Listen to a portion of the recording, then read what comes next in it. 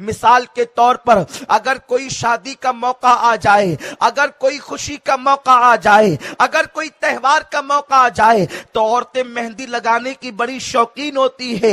اے خاتون جنت کی کنیزوں، یقیناً عورتوں کو مہندی لگانا چاہیے۔ سیدی اعلی حضرت امام اہل سنت اعلی حضرت امام احمد رضا خان محدث بریلوی رحمت اللہ تعالی علیہ نے فتاوی رضویہ شریف میں لکھا ہے کہ عورتوں کو ہاتھوں میں مہندی لگانا چاہیے، اس لیے کہ مہندی عورت کے ہاتھ کا پردہ ہے۔ بلکہ یہاں تک فرمایا گیا اگر عورت کے پاس مہندی لگانے کے لیے اتنے پیسے نہیں ہیں تو عورتوں کو چاہیے کہ وہ اپنے ناخن ہی کے اندر مہندی لگا لیا کرے۔ اگر نہیں پورے ہاتھ میں لگا سکتی تو وہ اپنے ناخنوں میں لگا لیا کرے۔ یقیناً مہندی لگانا عورتوں کے لیے زینت کا کام ہے، عورتوں کے لیے بہتر ہے۔ فقہا نے اس کا حکم بھی بیان فرمایا ہے، لیکن آج کی بچیاں مہندی کے نام پر اور ہاتھ کے اندر پھول پتیوں کے نکالنے کے نام پر غیر مسلم لڑکوں کے پاس، فنکاروں کے پاس جاتی ہے اور اپنا ہاتھ ان کے ہاتھ میں دے کر ان کے ہاتھوں سے مہندی لگاتی ہے، اس لیے کہ عورتیں اور بچیاں شادی اور خوشی کے موقع پر بڑے بڑے فنکار تلاش کرتی ہے کہ کون فنکار ہے جو اچھے سے مہندی لگا سکتا ہے اور میرا ہاتھ سب سے خوبصورت نظر آ سکتا ہے۔ بلکہ اب تو مہندی ہتھیلی سے لے کر کے منگٹ تک اور وہاں سے لے کر کے معاذ اللہ کوہنیوں تک آج کی بچیاں مہندی لگوا رہی ہے، اور وہ بھی غیر محرم لڑکوں سے، وہ بھی غیر مسلم لڑکوں سے۔ مردوں سے تو مہندی لگانا حرام ہی تھا، اس کے باوجود بھی غیر مسلم لڑکوں سے مہندیاں لگوا رہی ہے۔ اے خاتون جنت کی کنیزوں، تم کیا سمجھتی ہو کہ تمہارا ہاتھ تھوڑے دن کے لیے خوبصورت نظر آئے گا؟ اجنبی مردوں سے مہندی لگوانے والیوں، اجنبی مردوں سے پھول پتیاں بنوانے والیوں، یاد رکھو 8-10 دن ہاتھ کو خوبصورت بنانے کے لیے تم ہمیشہ کے لیے اپنے وجود کو جہنم کا ایندھن بنا رہی ہو۔ اگر تم نے مہندی لگانے کے لیے اپنا ہاتھ کسی مرد کے ہاتھ میں دے دیا تو تمہارا ہاتھ کہاں جائے گا؟ میرے آقا فرماتے ہیں اگر کوئی عورت اپنے ہاتھ کو کسی اجنبی مرد کے ہاتھ میں دے دے، اس ہاتھ پر سب سے زیادہ جہنم کا حق ہوا کرتا ہے۔ وہ ہاتھ جہنم کا ایندھن بنے گا، وہ ہاتھ جہنم میں جلے گا۔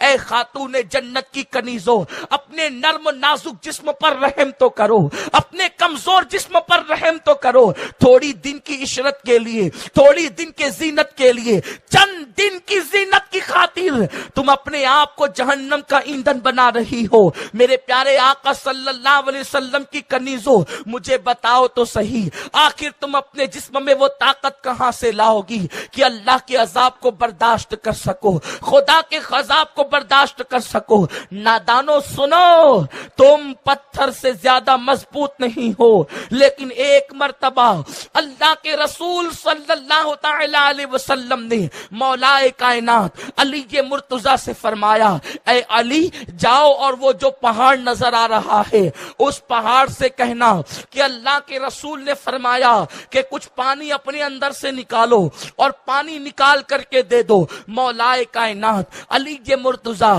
جب پہاڑ کے قریب پہنچے ہیں تو پہنچنے کے بعد اس پہاڑ سے فرمایا، اے پہاڑ، میرے آقا نے فرمایا کہ تیرے اندر جو پانی ہے وہ نکال کر دے دے۔ وہ پہاڑ جواب دیتا ہے، علی میرے اندر ایک قطرہ بھی پانی موجود نہیں، اس لیے کہ جس دن اللہ نے اپنے حبیب پر یہ آیت نازل کی، یا ایھا الذین آمنوا قوا انفسکم واہلیکم نارا وقودھا الناس والحجارہ، اے ایمان والو اپنے آپ کو جہنم کی آگ سے بچاؤ اور اپنے اہل و عیال کو جہنم کی آگ سے بچاؤ۔ جہنم کی آگ وہ ہے جس کا ایندھن انسان اور پتھر ہے۔ تو جب جہنم کا ایندھن پتھر کو بھی بتایا گیا اور انسان کو بھی بتایا گیا تو وہ پہاڑ کہتا ہے، میں اللہ کے خوف سے رونے لگا اور روتے روتے میرے سارے آنسو ختم ہو گئے۔ اب میرے اندر ایک قطرہ بھی پانی موجود نہیں، اس لیے میں پانی پیش نہیں کر سکتا۔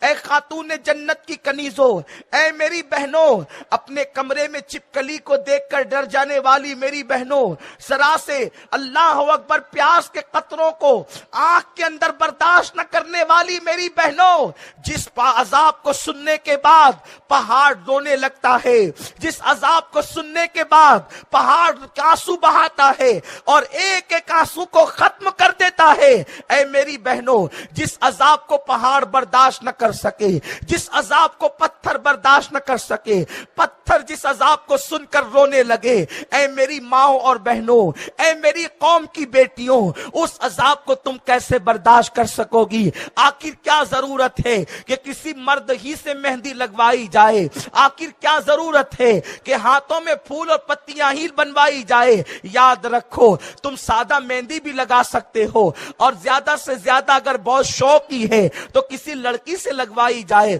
لڑکوں سے مہندی لگوانا حرام ہے، اپنے ہاتھ کو جہنم میں جلانے کے مترادف ہے، اپنے آپ کو جہنم میں ڈالنے کے مترادف ہے۔ اے